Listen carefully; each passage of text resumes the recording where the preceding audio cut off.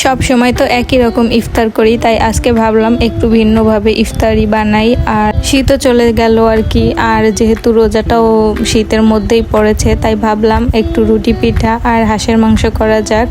এবার রুটি পিঠা হাঁসের মাংস খেয়েছি খালা বাড়ি নানা বাড়ি, বাট নিজেরা বানানো হয় নাই। তাই আজকে ভাবলাম কেননা একটু পিঠা বানানো যাক।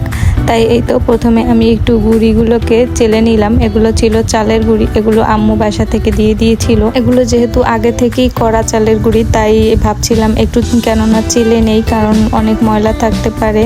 তাই আমি একটু চেলে নিলাম, তারপরে সেদ্ধ করে নিয়েছি পানি দিয়ে লবণ দিয়ে। সেদ্ধ করে নামিয়ে নিয়ে তারপরে ভালোভাবে মেজে নিচ্ছি। যত ভালোভাবে মাজা হবে ততই ভালো হবে পিঠা। তারপরে এই তো ছোট ছোট করে কেটে নিলাম পিঠার জন্য, তারপরে রুটিগুলো বেলে নিলাম। এখন এই তো রুটিগুলোকে আমি ভাজবো। আর এগুলো আসলে মাটির চুলোয় বেশি মজার হয় খেতে। আমার খুব কষ্ট করে ভাজতে হয় আর কি, গ্যাসের চুলায় তাপ দিয়ে। তারপরে ইনফ্রারেডে আমি আবার ফুলানোর চেষ্টা করছিলাম, শুধু গ্যাসের চুলায় ফুলবে না। তাই এই তো আমার পিঠাগুলোর ফাইনাল লুক। একটু লাল লাল হয়েছে গ্যাসের চুলার কারণে। তারপরে আমি হাঁসের মাংস রান্না করার জন্য আগে থেকে ম্যারিনেট করে রেখে দিয়েছিলাম মাংস। এই তো হাঁসের মাংস ধুয়ে তার মধ্যে পেঁয়াজ বাটা, আদা বাটা, রসুন বাটা, জিরা বাটা আর লবণ আর কিছুটা গুঁড়া মরিচ দিয়ে তারপরে ভালোভাবে মাখিয়ে নিলাম।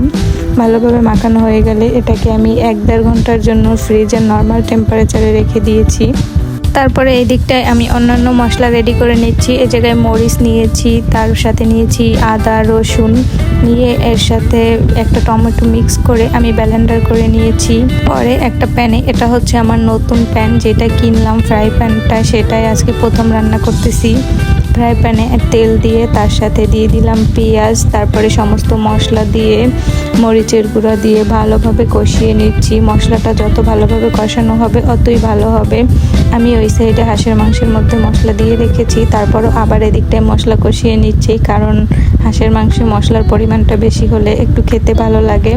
তারপরে এই তো কষানো হয়ে গেলে এর মধ্যে আমি মাংসটাও দিয়ে দিলাম, দিয়ে ভালোভাবে কষিয়ে নিচ্ছি। আমার গরম মশলা দিতে মনে ছিল না, তাই গরম মশলা দিয়ে দিলাম। এর মধ্যে একটা রসুন দিয়ে দিলাম, কাঁচামরিচ দিয়ে দিলাম। তারপরে মাংসটাকে ভালোভাবে কষিয়ে নিতেছি। কষানো হয়ে গেলে আমি গরম পানি করে রেখেছিলাম, এই জায়গায় গরম পানিটা অ্যাড করলে ভালো হবে, তাই ফুটন্ত গরম পানি দিয়ে দিলাম। এর আগে আমি এক্সট্রা কোনো পানি অ্যাড করিনি, হাঁস থেকে যেই পানি বের হয়েছে সেটা দিয়েই কষিয়ে নিয়েছি। এরপরে ঢেকে দিয়েছি, ঢাকনা দিয়ে ঢেকে 10-15 মিনিটের মতো রেখে তারপরে আবার নাড়াচাড়া দিয়ে নিচ্ছি। পরিমাণ মতো পানি দিয়ে দিয়েছি আমি। তারপরে এই তো রান্না হয়ে গেলে আমার হাঁসের মাংসের ফাইনাল লুক। আমি আমার জীবনে ফার্স্ট টাইম হাঁসের মাংস রান্না করেছি ইউটিউব দেখে, বাট আমার কাছে মনে হয়েছে অসম্ভব ভালো হয়েছে খেতে। তারপরে আমার ফ্রিজে বুট রান্না করা ছিল, আম্মু রান্না করে দিয়ে দিয়েছিল, সেগুলোকে আমি গরম করে নিচ্ছি ইফতারের জন্য।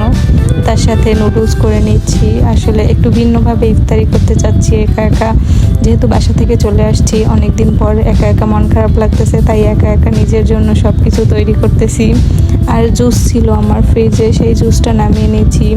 আর একা একার জন্য এতটা ইফতার যথেষ্ট আমার কাছে মনে হয়। তারপরে এই তো বুট নিয়ে নিলাম, প্লেটে সার্ভ করে নিলাম সবগুলা। এই তো পেঁয়াজু, বেগুনি, আলুর চপ, এগুলো আমি বাহির থেকে এনেছিলাম, আর কলা, তারপরে আরও কিছু ফল ছিল, ওগুলো আমি পরে খেয়েছি। আসলে ডেকোরেশনের সময় এত কিছু ডেকোরেশন করা হয়নি, একা একা সব কিছু জোগাড় করতে একটু তাড়াহুড়ো লেগে গেছিলো আর কি। তারপরে স্টার দিয়ে দধি নিয়ে এসেছিলাম আসার সময়, সেই দধিটা খেয়ে নিলাম।